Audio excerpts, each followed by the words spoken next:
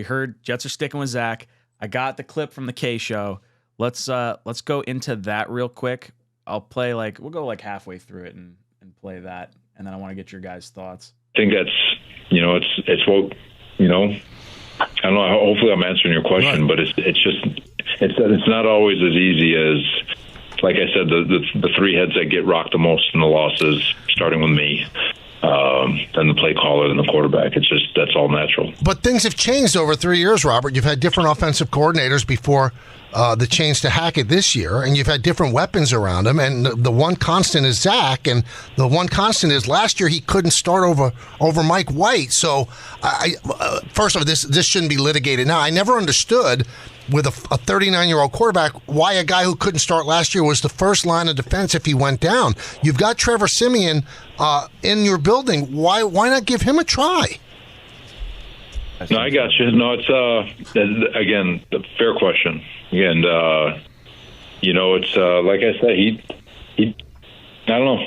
You got me. I'm gonna plead the fifth on all this one in terms of just. I kind of explained it, respectfully, obviously, but they're valid questions, Bud, and I know from a passionate fan, from fans who are passionate, all having the same questions. I respect it greatly. But I've got to look at it from a global standpoint and just see where we are and look at the all 22 the best I can and make the decisions best as possible. So I want to get your guys' thoughts. This felt very much like Robert Saleh was not prepared to answer this type of question, and I think the response has gotten Jet fans pretty fired up. And it seems like there's some strings, a little marionette, puppeteer pulling everything, forcing Saleh to play a quarterback he may not want to. Matt, is that sort of what you felt from hearing this? Yeah. To me, that sounds like a guy who would like to go a different direction, that either one of two people. To me, it's either Joe Douglas or Woody Johnson is saying that you have to play Zach Wilson. I don't know which one it is. You could speculate whichever way you want to, but to me, that's what it came across as. I plead the fifth on why they won't give Trevor Siemian a look. Come on, man. That's brutal. And for him, I feel bad for Saleh because he's the one who has to get up there every day and answer the questions. And it's coming from someone who doesn't have to face the media or face the questions every single day, which is just that much worse. Greenbean, what about you? How did you take this conversation with the K show? Well, real quick, look in the private chat. I put something in there. The second one. The third one. But anyway, dude, I agree. It feels like there's more to it, right? Because when the coach, he's trying to give you the coach speak, right? He's trying. He's like, well, when you look at this, I don't know. I don't know, man. I don't know was his answer. What does that lead you to? It's out of my hands, guys. You know what I mean? I don't know what to tell you, Maybe Siemian looks like complete garbage and Tim Boyle is what he is. Maybe that's what he's alluding to. But it sounds like there's just more to it, and I don't understand it. I think doing anything would be at least a token.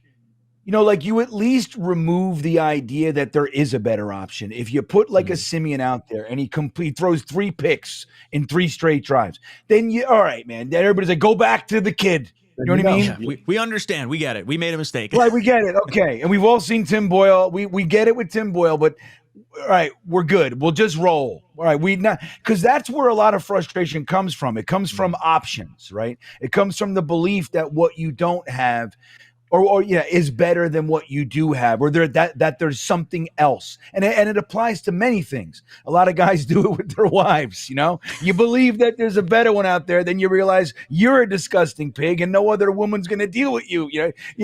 Sometimes it takes a little perspective. But so I think at least going to Siemian would be that token. But it sounds like he's out of answers, man. He said, I don't know. And like Matt said, he said, I plead the fifth. What the fuck is that? Maybe he's just spun out. That's possible too. Like I don't know, man. I'm just trying to figure. I'm still trying to get my head around it because he does say later in that interview, I believe, I'm going to look at the all 22 and see where I stand. I'm not there yet. So that's okay. That's valid. All right, I haven't looked at it over yet, guys. So just give me a sec. I don't know yet, but that's about as. It's such an aggravating answer that it makes me laugh. Like that's where I'm slap happy because like that's what it feels like to me. It's like, okay, we're at that point where we just start laughing at ourselves. And that sucks ass, quite frankly.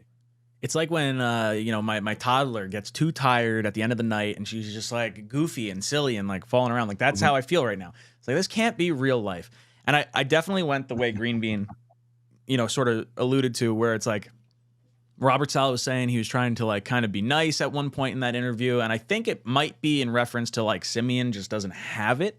Like he's just not good. Like we don't have another option we can turn to. Do you buy that? I mean, I don't see him in practice, but it's hard for me to imagine that the 32nd ranked offense can get worse than the 32nd ranked offense. Like at the very least, just try it. Like activate the guy, put him as the backup, and then you have an option. Like no one's afraid of Tim Boyle coming in off the bench. It's just that's not the type of quarterback he is. At least Simeon can provide you some level of like baseline quarterback play, or he was able to at one point. He's not like a great option either. And I do think the ceiling is much higher with Zach Wilson, but the floor is so astronomically low and nothing is getting done with Zach Wilson. That's incredibly frustrating. And when I hear someone say, I plead the fifth, that is immediately saying to me, you're in the wrong. Like you're not saying this. You're not saying what you want to say because you're in the wrong. And that's not necessarily how I took it with Saleh's comment, but like that's the negative connotation in my head with that particular phrase is like, I plead the fifth. I don't even want to answer this question. I don't want to touch this. But I don't know what his like excuse could be other than Simeon's dog shit or someone's pulling the strings above him, which then brings the whole conspiracy theory of the JetBlue like bullshit with Zach and the uncle or whatever going on. That breathes new life into that. I don't know. I feel like you got to switch it up at least a little bit. This Raider game coming up is so critically important. Like you lose this game, now you're going to be reeling, and you've got Buffalo, Miami right after that. Season's in the shitter at that point. Like you need to get the Raider game. You have to get it. It's primetime TV. And I'm not going to lie. I'm like sitting here looking at what the Raiders did to the Giants this past week and saying, well, shit. We could only get 6 points on the worst pass defense in the NFL. We're going to go up against the Raiders now with some new juice in their locker room. What the hell are we going to do? And you're just going to have Tim Boyle sit behind. We're going to have to sit and watch Zach Wilson the entire time. I don't know. I'm frustrated. Yeah, it's crazy town. We've entered crazy town, everybody.